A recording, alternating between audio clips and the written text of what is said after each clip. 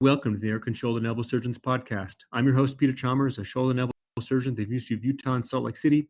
Before we get started, I should mention the views expressed in this podcast do not necessarily reflect the views of the American Shoulder and Elbow Surgeons Society, the University of Utah, the University of Colorado, the institutions of any of our guests. So today we have an episode on a topic that's recently been a real hot topic, and that is that it's one that's affecting a lot of practices but has not been much talked about. And this is the enlarging influence that private equity has had upon orthopedic surgery, and specifically upon shoulder surgery. So to discuss, we've invited two guests. First, we have Dr. Kevin Bonner of the Jordan Young Institute, a private practice in Virginia Beach. Kevin, welcome to the podcast.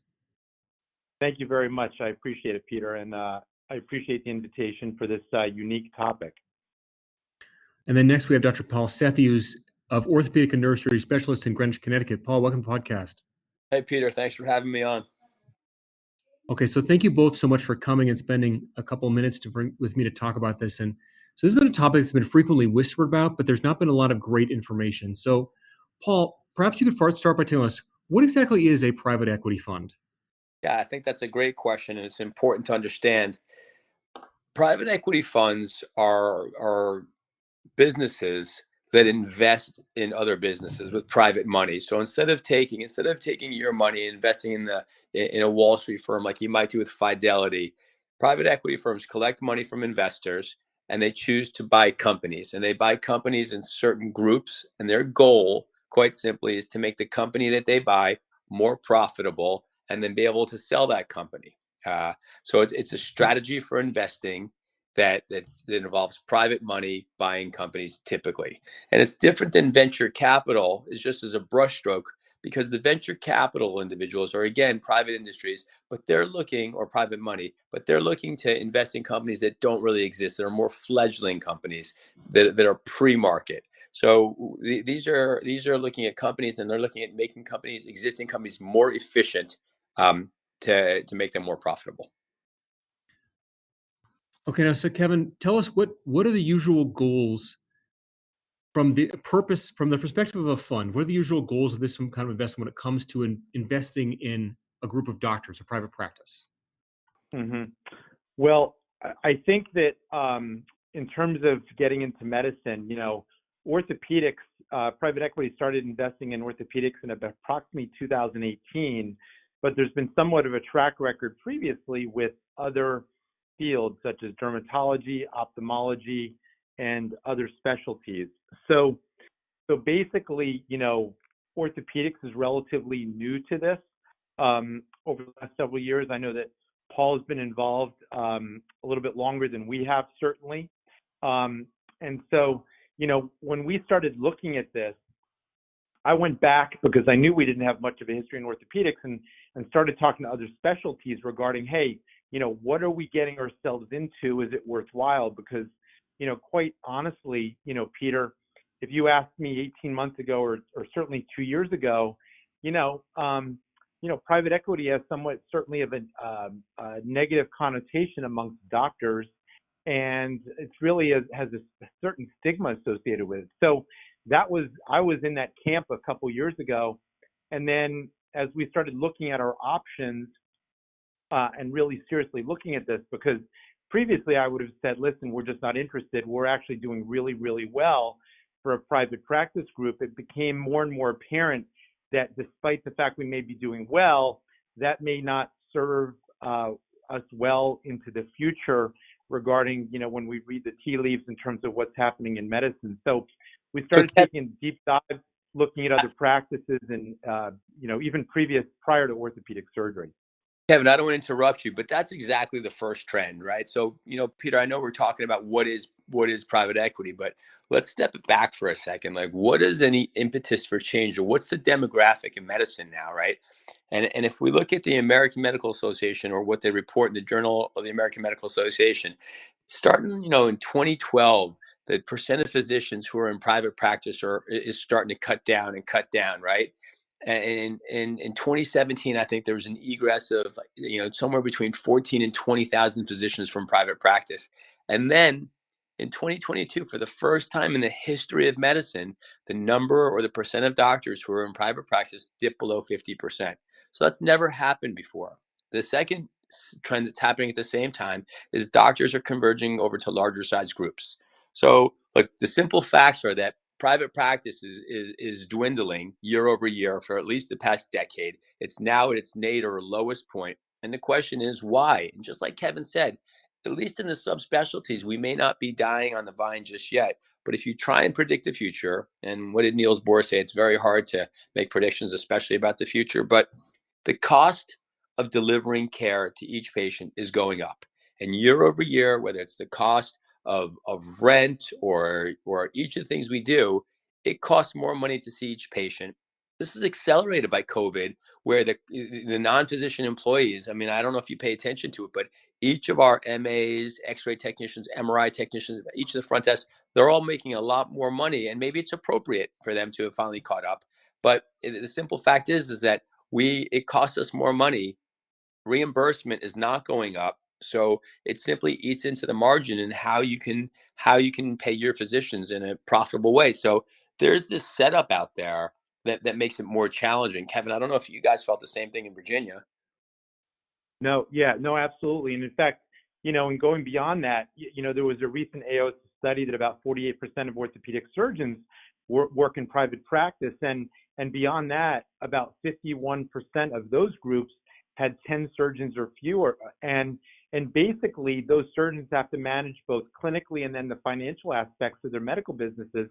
And, most doctors have not gotten MBAs, and we love taking care of patients, and most of us think we're pretty good doctors. But, quite honestly, it's really hard to keep up on both medicine and staying up to date in with our practices and our clinical skills, but then also on the other side, being, a great business person as well. And a lot of us, quite frankly, don't enjoy the business aspect. If you ask a lot of your partners, they hate it, having business meetings. But it's the truth that you have to do that if you're with a private practice. And so, just like Paul said, there's increasing negative income pressures because of reimbursement trends and what's probably going to happen in the future.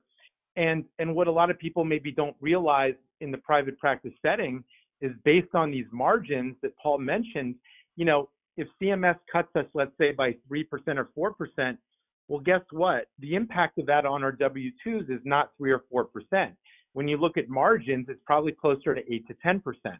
And that just gets worse and worse and worse as the years go on. And, we've been very fortunate for a long time to do well. But again, if you look at future trends, that we're probably not going to be as lucky going forward. And the question is, can we do things on the front end, maintain our clinical independence in terms of practice medicine at the highest level possible without, quite frankly, businessmen and Wall Street telling us what to do? And I think we can do that, quite frankly, if you work out everything properly. And I think that's really the biggest reason why a lot of us have begun to look at this versus 2 to 3 years ago, when, quite honestly, we wouldn't have answered the phone if somebody from private equity called us. So, Peter, but let's just back up for 1 second. So, Yeah. so I think this explains why, like, if you own a practice, you might seem like a good time to sell. Tell me how, from the perspective of a business, being bought by private equity solves those problems for you. So what it does, I mean, nothing solves anyone's problems, right? And whether I choose to, I'm going to answer your question in a second, but whether I choose to realize that, and when I realize that my future may not be as bright because of the shrinking economy around me, I can either sell my practice to a hospital organization, I can join a multi-specialty practice, or I can try and fight it out. Or, this newish thing in orthopedics, at least in the 5 years or 4 years, is private equity. We can go through each of the pluses and minuses and the rights and the wrongs for each group. But what happens? What happens to your business? Well, you identify a private equity partner, and after quite a long, vetting process of you meeting them and them meeting you and making sure that your visions and your views are aligned, and there's probably 4 or 5 major players in the field that have orthopedic experience, you decide, gosh, you know what? Let's do this. Well, at the end of the day, the private equity company, if you choose the right one, and Kevin's with a solid group of individuals as their way, they're not interested in the practice of medicine. In fact, in Connecticut, it's illegal for them to be involved in the practice of medicine. So never in any moment are you saying, look, you have to see 6 more patients a day, or you have to inject this material, or your surgical conversion rate needs to be this. I mean, the truth is, the goal of the business superstructure is twofold. One, to lean on economy of scale, meaning that if me, Peter, you, and Kevin all joined up, you know what? We don't need three different phone services and three different servers. We could probably link those together. We could probably take our benefits package, right, and put them all together and get a little bit of a better deal on benefits. So there are savings in that way. And then the cool part is that, can we then leverage our scale to deliver better care? Can we look at new electronic medical records? Can we look at better ways of communicating with patients? Can we buy better surgical equipment because now we have a bigger buying power? That's what the business side does. As far as the delivery of care, the way that I or Kevin or anybody in our organizations is going to see patients, indicate surgery, or do anything medically, that no PE function, at least the way that I know Kevin and I have governed it, is that that's just not even in their repertoire or in their role. They don't want to do that. Yeah, I mean, Peter, I echo what Paul said. For our goal was, listen, we wanted to walk in the next day, the next month, the next year, and the next 5 years, and never really having noticed, negative implications of, our scribes, our physician's assistants, our nurse practitioners. The last thing in the world we wanted to do is have them start coming in and cutting costs so they could make a little bit more money, but at our costs in terms of our clinical practice. So, these are all the things you can discuss in the front end, and it comes down to really vetting who you're talking to and to make sure that you're well aligned. And it really is a partnership, quite frankly. And as Paul said, they have no interest in making you unhappy. In fact, it's the opposite. They have an interest in making sure that you maintain the happiness of your practice. They don't interfere with your practice, because in the end, you're their number one asset in the end. And, if Paul and I got up here and said how unhappy we were, that's going to spread like wildfire, and they wouldn't be able to acquire any more groups. So in the end, we're their number one asset, and they have, multiple reasons to make sure we stay happy, and they do not interfere with our clinical practice, and they don't make our day-to-day lives different. If anything, they try to make it a little bit better, to be quite honest. So the business premise, Peter, is that we can drive high quality healthcare at a lower price than what currently happens in most hospitals. And that's not a criticism of hospitals at all. In fact, hospitals have to have transplant units and complex pediatric units and oncology units and busy emergency rooms. So the hospital is just going to be, it's like it's like going to the Ritz-Carlton versus coming to, I don't want to call me the Days Inn, but a value option, right? So that's the thesis or the premise of the business. And can you do things efficiently and profitably when you're more nimble? And that's why this business makes sense.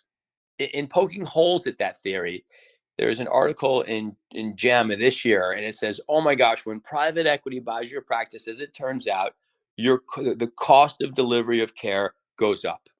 And how can I say in the same sentence that I'm going to do things more efficiently and be a value option, and that with private equity my costs went up? Well, I think I can, because when I compare what our costs are relative to what you pay at the hospital, they are substantially 30 to 40% lower.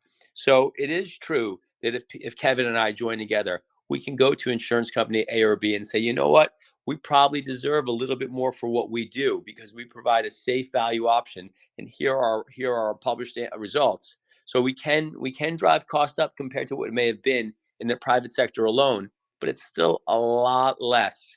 And that's what the article in JAMA misses. It's still a lot less than what you have to pay in the major tertiary center.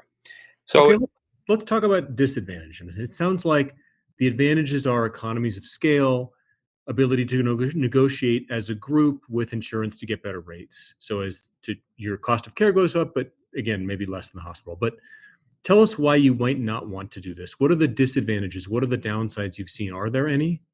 So, Kevin, I'm going to shoot first. I'll let you go. It's kind of like Go the ahead. first day or two. It's like handing your teenage kid the keys to your car and sitting in the front seat, right? Like, holy cow, this isn't how I do it. This isn't how I drive. I've been driving myself. I've been driving you for 16 and a half years, and suddenly I'm letting you be in charge. So look, there are going to be business decisions and things that you've done and grown your baby in this practice as in ways that you like, right? And I think that when they come from a business standpoint, they may think about HR differently as you get larger. They may think about payroll differently. They may think about how you manage your benefits more globally, and that may not be perfect all the time. That said, I don't think that I worry about how I deliver care. I some of the things about handing over control as surgeons, you like to be in control of each part of your destiny. And even when you hand over your headaches, you're still watching them very carefully. Kevin, I don't know what you think.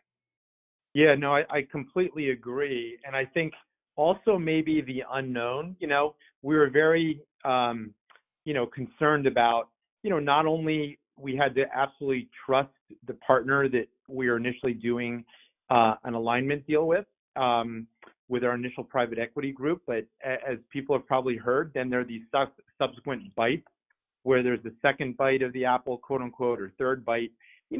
Part of our questions were, hey, we like our first partner. Well, what happens with the second partner? What if we don't like them as much? And the same thing about the third partner down the road. So I think of it as somewhat of the unknowns of down the road in terms of who purchases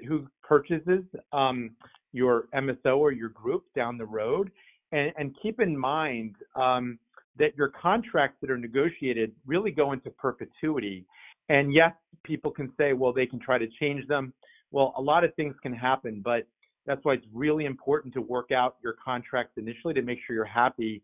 And again, going forward, even the group that we've aligned with, they made sure that everyone is aware that our contracts will go forward. They're going to come along with us from a management team standpoint to the second bite and the third bite. But don't get me wrong, it does. That's the one thing that that did keep me awake at night. And if you said to me, hey, what are your biggest concerns? It's not at all the group that we've aligned with. It's the fact that what's going to happen in the future over the next 15, 20 years. So that's one of my concerns. But I think that as Paul said, keep in mind what you have to compare to.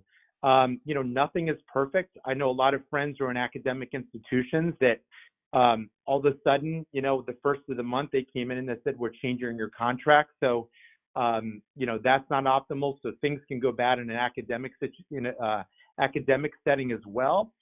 It clearly can go wrong when you're acquired by a hospital system.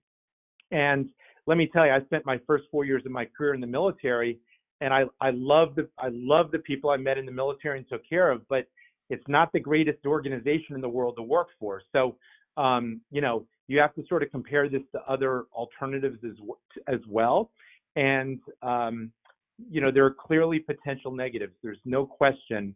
And I think it's very, very important to think those things through to make sure you're comfortable with whoever you're going to partner with, and to make sure you address all of those things as much as possible on the front end, so you don't get surprised later. And I think that if you do your due diligence, and I know Paul's group certainly has, and Paul has, then you're not going to get surprised later. And maybe we've just been lucky so far. We've had a great partner. But in terms of my concerns, it would certainly be not my current partner that we've done it with. It's, hey, what's going to happen down the road after the second or third bite? And I would just add to that, to be honest with you, I'm 55 years old right now. I feel a responsibility to my younger partners. I brought several of them on, and I really feel a responsibility. And as we went through this, felt a responsibility to certainly not do what's best for just me or maybe some of the older partners. We really wanted to make sure that this was what we thought was best for the younger partners as well. So, Peter, there's three concerns that people bring to me sort of in a recurrent fashion, right? The first is that I hear someone will say to me, oh, this is just a big Ponzi scheme. And I think that that's probably a little misinformed view. You'll recall in a Ponzi scheme, you ask other people to give you money to join their organization. The private equity company actually pays you money to join the organization. So anyone who says it's a Ponzi scheme perhaps isn't fully informed. The second one or two are the one points that Kevin alluded to. There has been in orthopedics no second bite, so you can't guarantee that you'll get paid a second time.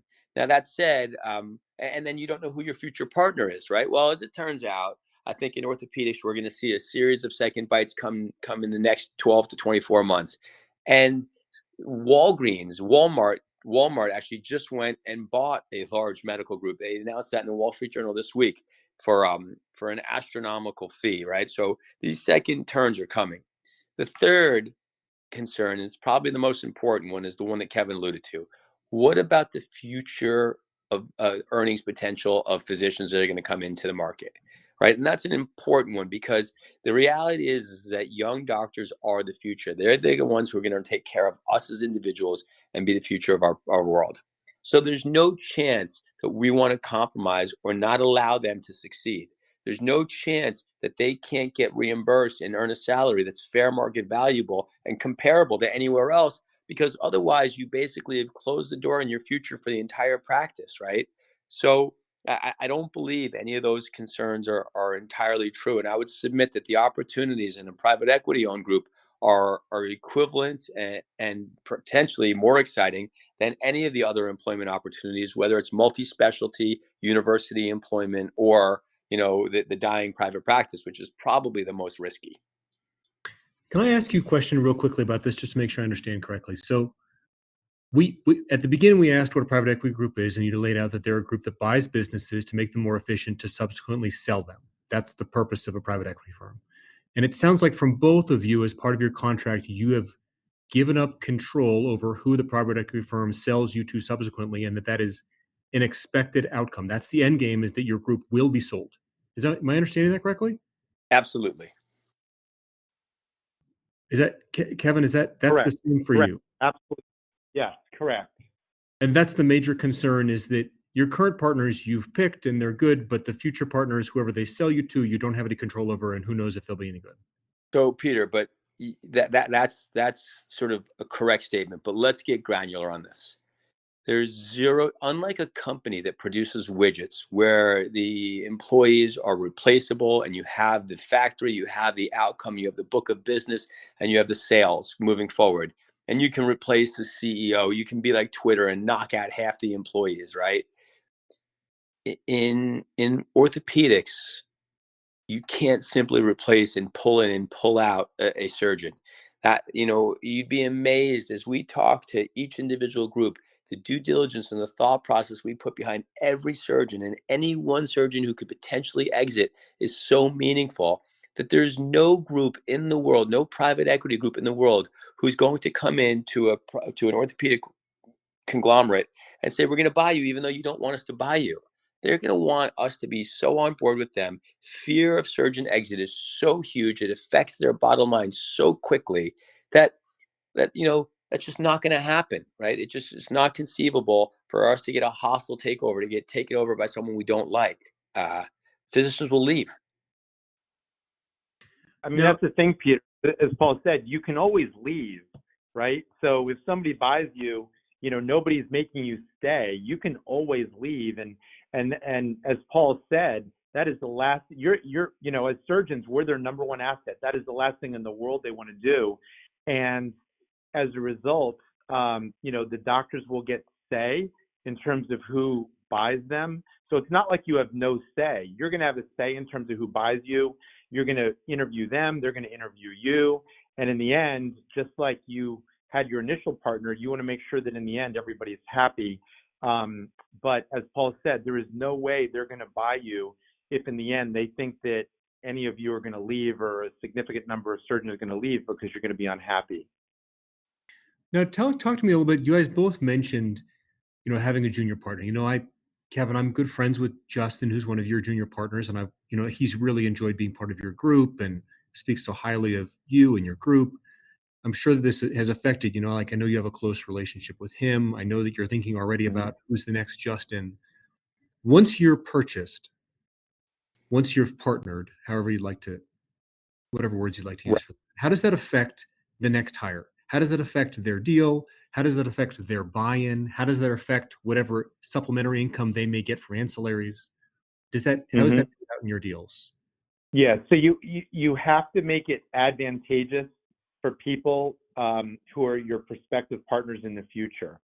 Now, quite honestly, is it going to be as good as maybe an initial partner? No, but you need to make it so that it's competitive and, quite frankly, hopefully better than their alternatives, and that they do get to participate in things like ancillaries and ASCs. I mean, part of what we want to do is, we want to open additional ancillary services such as new ASCs, and then our new future partners will get to participate in those. It's not like you cannot participate. In fact, what's the second question that a potential partner asks? Number one is, okay, what's my salary going to be and when am I going to be partner? Number two is, what's my ability to buy into an ASC or two? So you've got to allow those opportunities to continue for your future partners. Otherwise, you're not going to get future partners. So that is absolutely critical. And as you said, Justin's one of my junior partners. He's not a junior partner. He's my equal partner. He just happens to be a lot younger than me. But again, I've gone through this, and I wanted to make sure that this was as good for Justin and some of my younger partners, because they're going to be around for a lot longer. And to be quite frank, Peter, in the end, from a pure financial standpoint, it's probably going to be a lot better for some of the younger partners than some of the older guys. But to your point, the next, who's coming on after that, you absolutely have to make it competitive, and you have to offer them, deals that are competitive, and quite frankly, better than other options. And part of that is, at least in our model, and I know that Paul is similar, we enjoy academics as well and performing research. So it's really a nice hybrid situation in that we get to talk to future physicians who are interested in academic opportunities, but also in a private practice setting where they're getting paid with more of a private practice salary, but being able to participate with ancillaries such as ASCs. So it's a great question. It's a question that one of our initial questions, honestly, because we didn't want to do this and then have the practice die. We want to have it grow and to add, not just partners. We want to hire high quality partners so that we maintain our name and grow. And the only way you can do that is offering opportunities to future partners financially when it comes to their pay, but also when it comes to opportunities to participate in ancillary services.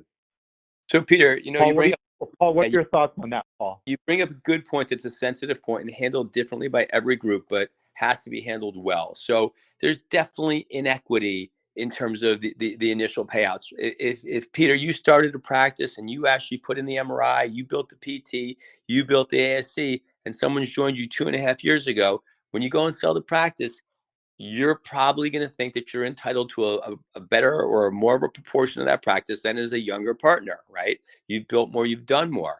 So in the initial sort of distribution of income, there's inequity. And I think that anytime you're talking about money and inequity, there's going to be sensitivities there. That said, you're kind of converting. If you currently make $100 a year in your practice from all of your ancillaries, MRI, whatever it may be, MRI, PT, pharmacy, who knows what sort of exciting things you do, you're going to pay normal and ordinary income tax on that, right? So your $100 is going to yield you, I don't know what state you're in exactly, but $48 or $51, right? You now are going to convert your earning potential by giving someone stock or options in this company.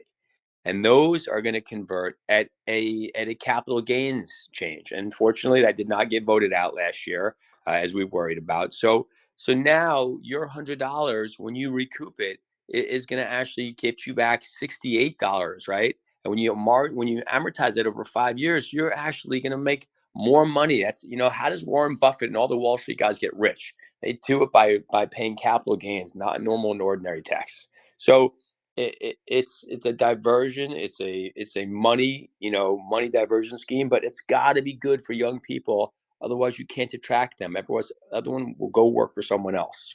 So opportunities there, but yes, it's not the exact same opportunity as the initial buyouts. So tell me a little bit. Okay, so both of you mentioned that you know working for a private practice is different. Working for a larger hospital system, and that's one of your options, other than being purchased by private equity, is to sell your practice to the hospital. So in some ways, you're selling to the hospital's competitor. And that's not that clean, but in some ways. So how does this affect? I'm sure both of you have some cases or have partners at least who do some cases at a hospital that's not owned by your group. How does this affect your relationship with that hospital where you might do some of those cases? I mean, in the same way, the hospital was frustrated when I built an ASC. The hospital was frustrated when I put in a PT. The hospital was frustrated when I bought a new MRI scan. Like they don't love giving up businesses. They don't love giving up revenue. But the reality is, we still do a lot of inpatient spine. We still do a lot of inpatient arthroplasty, and they're still a good partner, right? Um, we're just asking them to share their pie. No, I echo that. I mean, really, it has not created any animosity or any issues.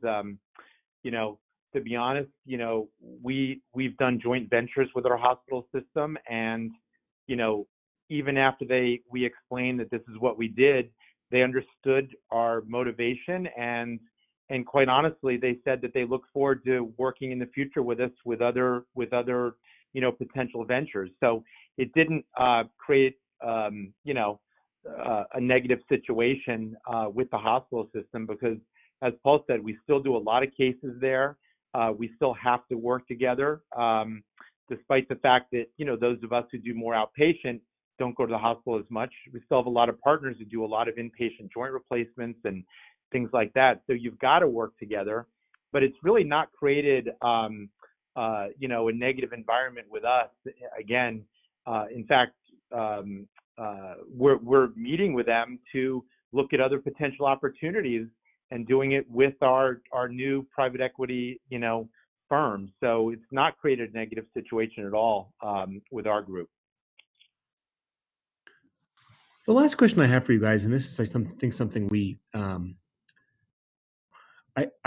think it's something we just don't know yet, which is, both of you had mentioned that one of the advantages here is to make use of economies of scale. And this is one of the reasons why Rothman's been so successful, is because they've gotten so big, so they can really negotiate. So it seems like one of the theses of this investment overall is to combine groups into a larger entity. How does that affect your perception of your job or your group? Has that affected how you feel about where you work and the culture, so to speak, that you no longer maybe work for this tiny little thing, instead you work for this larger conglomerate? Sure. Well, one thing I would say, and to be honest with you, I think one of the benefits of this model is the fact that you get to maintain your identity and you don't have to all of a sudden blend. And let's face it, a lot of us, you join smaller groups, and you're clearly biased, and we all have egos, and we feel that our group is great and it's better than the one down the street. Let's face it, a lot of us have that opinion, although we're friends with our colleagues. But the bottom line is, we all feel that we joined a group because it's the best group in the area, and we feel that they're maybe better than the group down the street that we didn't join. The joy of this model, or one of the benefits of this model, is you can still maintain your name, and it built up. A lot of our group's names took decades to build up, the reputation and the name, and as opposed to just selling our group and becoming Rothman, or becoming somebody else, Kaiser, we get to maintain our name under this large umbrella. And so that for us was really a big advantage of this model, over if we would have sold to the hospital system. All of a sudden, our name that we built up over 35 years would just literally go away. And so I don't know how Paul feels and what they did, but we felt that this is one of the advantages of this model. Yeah, our initial thesis when we sort of hit the market was to say, okay, we're going to rebrand this into, ortho superstar business, greatest people ever, right? And what we recognized is that medicine is a very local business. So if I go to Virginia and I open up best orthopedic practice brand ever, the truth is, they're still going to go to Kevin's group, right? They're still going to, because they're going to go where they trust and where they know local business. So maintaining your own name and your own brand is actually a really important thing. and identity. Identity, I think, is what physicians really relate to. So I feel the same way as Kevin does. I mean, look, as you get larger, can you depersonalize things a little bit? Can it get a little more quagmire? Do you have to have a couple more rules in place because you can't be as nimble as when you're a 6-person group? Yes, absolutely. Those are concessions that you lose, right? But the advantage, and I thought where I was trying to read your mind, which I'm clearly bad at, I thought you were going to say, have you actually realized change? Has economy of scale actually helped you? Because that's really what you want to know, is the proof in the pudding, right? And the answer is yes. We actually finally have better benefits, right?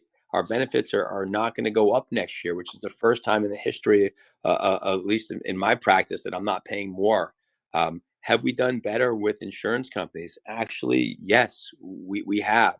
So I think we're achieving the goals that we want for ourselves and maintaining the integrity of clinical practice and quality care. Okay. There's so that's super interesting and useful, and I really appreciate you guys giving, like a personal in-depth accounting of it. There's one other area that private equity is really influencing our field right now, and it's an area that I think is somewhat invisible to us, which is that, the companies that produce our implants are also being acquired by these companies and then being sold by them. And I think it actually has some effect upon their strategy, the time course of their strategy. So I wanted to ask you both here, what have you noticed this? Has it affected the way you've interacted with industry? Do you think it's going to affect the way that our implants are produced or the relationship we've traditionally had with our implant manufacturers? So the two examples that come to mind right away are one, Exactech. Exactech was purchased by, I think, TPI Group about 6 years ago. And I thought for sure they're going to be on their cycle because, a private equity company wants to turn over a business in 3 in a really great way, 5 in an average way, and 7 in a long way. And I look at what Exactech has done, and I'm not an Exactech consultant. I have no conflict, but boy, that company is amazing. What they've done with technology and analytics and prediction of shoulder outcomes just blows your mind. So I'm going to give kudos to them there. Now, I'll give you another example of an implant company where there's a stapler I was using. And the staplers were getting made in a certain way. And a different private equity company bought the stapler company. And all of a sudden, those staplers are now garbage, right? So it just goes to the fact that it's not private. Private equity is not a thing, right?